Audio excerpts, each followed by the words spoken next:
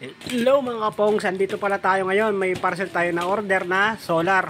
Yung ilalagay natin dun sa likod para pag gabi hindi natin binubuksan yung ilaw natin dun sa likod. Kasi yung sa banda likod kasi magdamag yun, kaya kailangan natin solar. Ito pala, ito yung solar natin. Ito yung panel.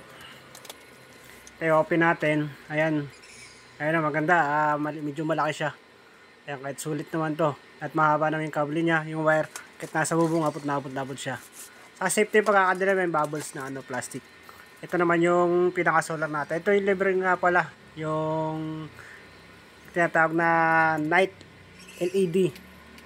Ayan, pwede siyang ikabit sa sa mga charger natin, sa adapter. Ito yung remote. Ito yung mga tornilyo nila. At ito naman yung solar. Ito yung manual. Para natin ikabit. Ito.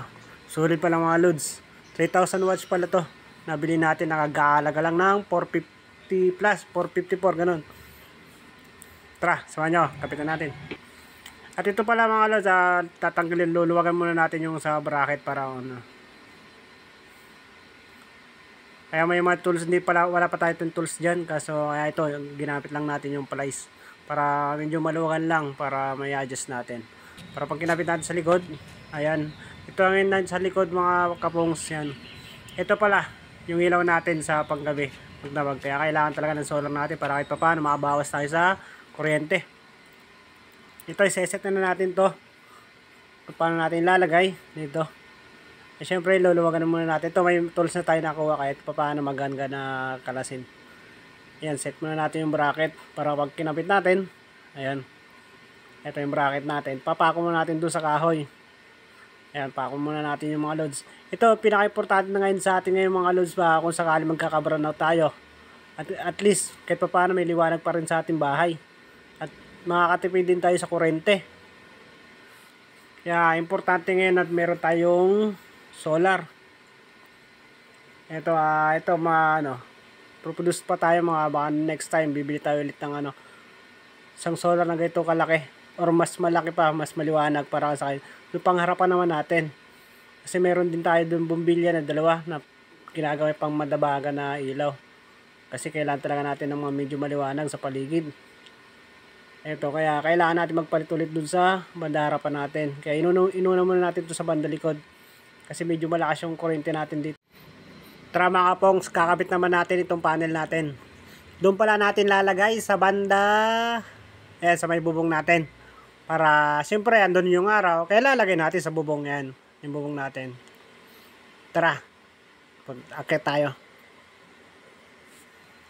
Ito, mga kapongs, dito tayo sa bubong. Siyempre, daan-daan tayo. Maglakad dyan. Kasi baka mamaya, lumusot tayo sa ilalim Ayan, mga kapongs. Maghahanap tayo kung saan natin pwedeng lagay to. Yung talagang matindi yung araw. Ito, nilapag muna natin dito mga kapong kasi yung bracket nakalimutan natin sa baba. Pero okay naman, nakatali naman yun sa may pako. Kaya kahit pa paano, humangin naman malakas, di siya matatangay. Ito mga kapong, ito pala yung nakita natin o naging libre sa ating parcel. Itong tinatawag na night LED. Ito, kailangan din natin ng adapter sa yung charger natin. Sasaksak lang natin. Tara, subukan natin sa loob. Ito, nandito tayo sa mga pongs. Ayan, sasaksak natin, try natin kung maliwanag. Yun mga lods. Saktong-sakto pala to mga lods. Kung sakaling sa gabi, sa papatay natin lahat na ilaw natin sa kwarto, patulog. Ay mga pongs na natin, nakabit na natin to sa yung solar. Ayan, chacha siya. Try natin.